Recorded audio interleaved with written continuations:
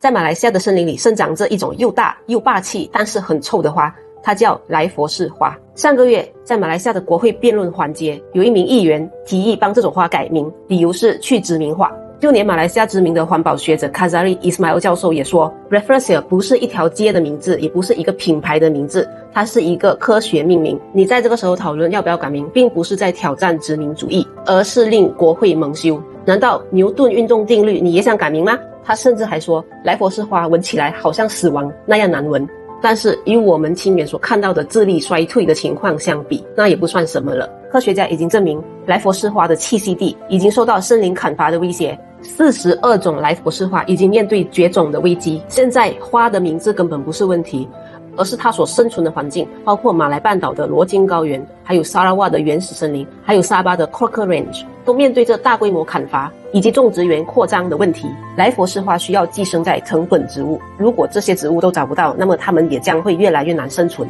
所以尊敬的 YB， 与其辩论要不要为莱佛士花改名，不如关注一下我们森林退化的问题，好好保护森林，让莱佛士花可以继续在马来西亚存活下去，这才是值得我们骄傲和光荣的。